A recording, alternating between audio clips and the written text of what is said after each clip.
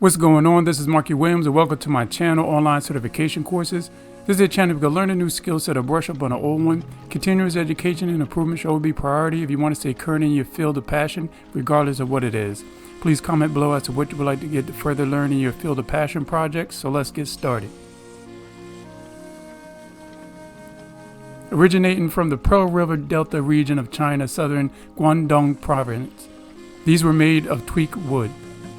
But in other parts of the China, different types of wood can be used. This traditional paddle-along boats found throughout Africa, Asia, some of the Pacific Islands, and Puerto Rico.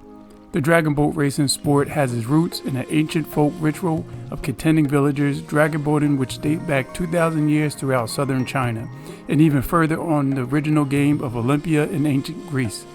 The sports of dragon boating included aspects of religious observances and community celebrations along with the competition.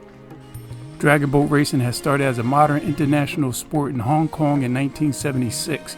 For these boats that were made for sports are typically made of carbon fiber, fiberglass, and other lightweight materials. For competition events, these boats are generally rigged with decorative Chinese dragon heads and tails. At other times, such as during training, the drums often remain aboard for drummers to practice. For races, there are 18 to 20 people in a standard boat and 8 to 10 in a small boat, not including the steer person and the drummer.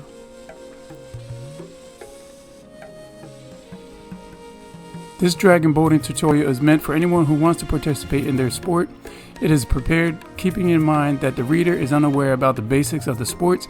It is a basic guide to help a beginner understand this sport, so let's get started. You will learn in this tutorial some commonly used terms in gravitational boat for the dragon and their significance, such as starboard, stern, freeboard, and dressing, which is a way of attaching the head and tail onto the boat. You will learn the roles that each personnel on the dragon boat does, starting with the caller, drummer.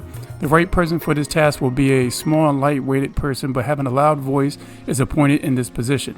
The man in this position responsibility is to beat the drum for paddling and simultaneously encouraging the team. By working together with tiller, the caller makes sure that the boat is running smoothly at all times. The pair of the paddlers that is positioned first in the boat is known as the lead strokes. The lead strokes are responsible for setting up the pace of the boat that will be followed by the rest of the members of the boat. All of the paddlers on the boat are crews by default, but when it comes to categorizing of paddlers, this is done on the basis of power and timing, and it is very important in people having good timing or placed at first. With good efforts by the crews, the boat sails smoothly in the water. In order to have a boat, you need a captain. The person in charge of the whole race will be the captain. Team selects the captain to lead them under pressure. Captains is a member of the crew, and he and she will do all the important work like getting the passes, attending all meetings, and so forth. In case of any dispute, only captains will resolve the issue by consulting the officials. There will also be a steer person, a coach, and a manager as well when it comes to the personnel of a dragon boat.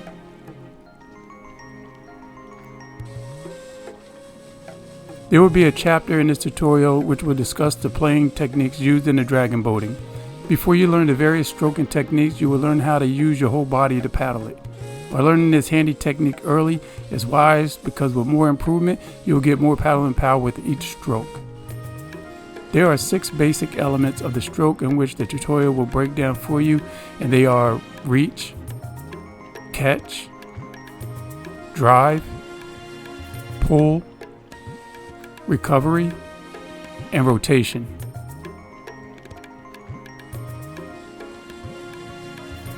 You will also learn some important paddling commands that you will hear frequently from the captain of the dragon boat, and some of them will be seat, steady, by making an angle of 90 degrees with the side of the boat paddling in a relaxed position parallel over the water. The push off. Push your boat away from any obstacle, usually the dock. The draw. To move the boat either to the left or to the right by reaching to the side, pull the water towards the boat. Hold the boat. It is a command in which resistance force is created with the help of the paddles to stop the boat.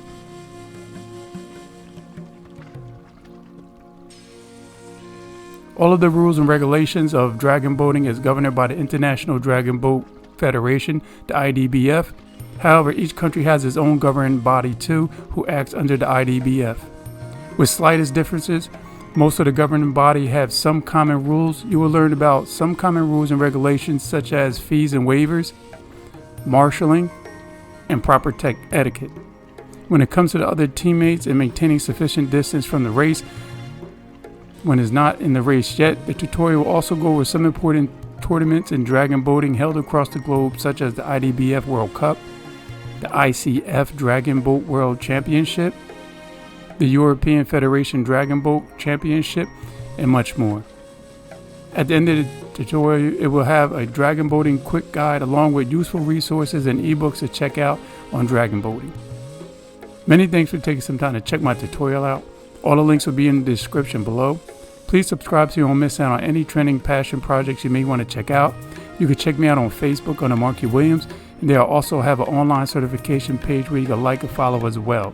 Please make sure you check out these passion project courses over here as well floating around. Many thanks. It's Markie Williams, and I'm out.